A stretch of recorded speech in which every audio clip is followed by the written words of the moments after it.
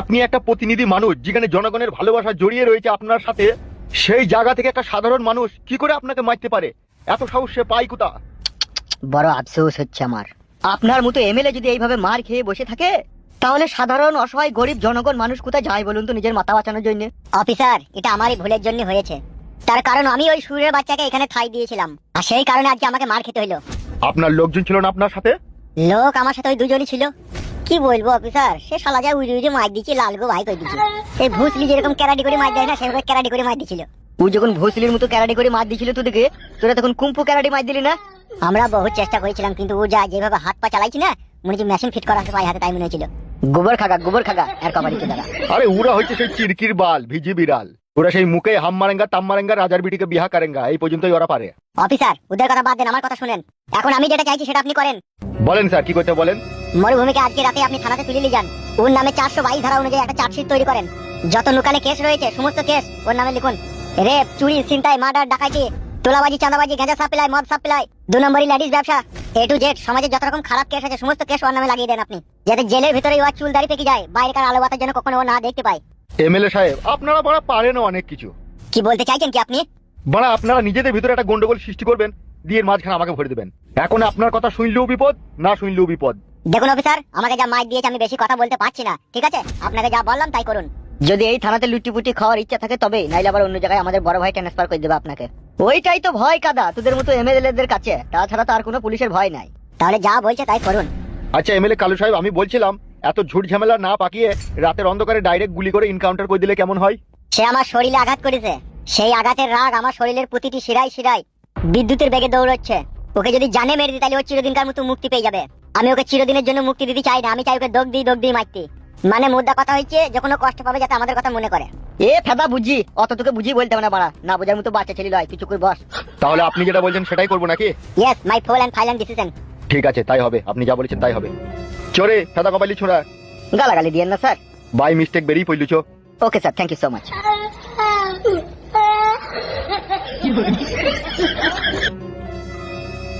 আপনি ঠিক কাজটাই করলেন বড় ভাই, ও শালা মরুভূমিকে জেলে ভরে পচিয়ে দেয় ভালো হবে।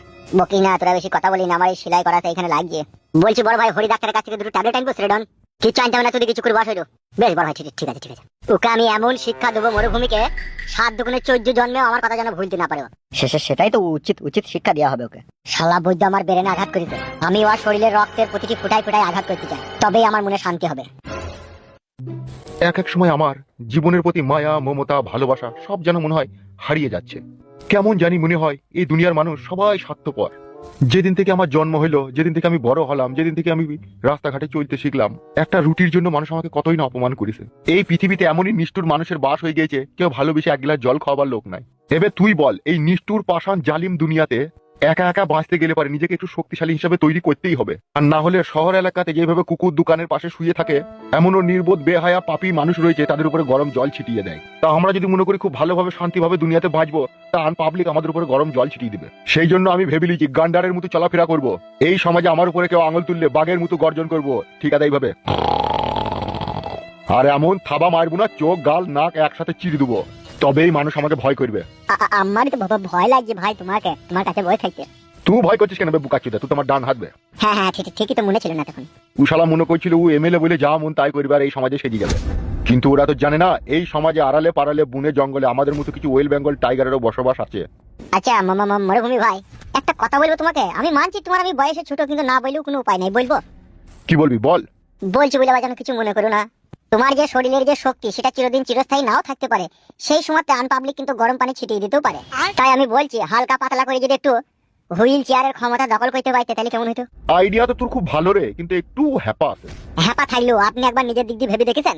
কালু এমএলএ যেই চেয়ারটাতে বসে রয়েছে সেই চেয়ারটাতে যদি আজকে আপনি বসে থাকতেন, আজকের দিনে বুক ফুলিয়ে রাতের অন্ধকারে লোকের বাড়ির পাঁচির টপকাইতে পারতাম, ঘরের ভিতরে মেয়েগুলো শুয়ে থাকতো, জানলা দিয়ে কাঠি ভরে দিতে পারতাম, 2-4টি নর্মাল বৌদিকে যাদের স্বামীরা বিদেশে থাকে তাদের সাথে কুকাজও করতে পারতাম। কত সুযোগ সুবিধা মিস করতেছি বলো তো আপনি এমএলএ না হওয়ার কারণে। ও মা গো মা, ভাতারের ভাত আর খাবো না, নাঙের ভাতে পটল পুরা মা, কাঁচা লঙ্কা দিয়ে কি টেস্ট গো মা। ও মা গো মা, ভাতারের ভাত আর খাবো না।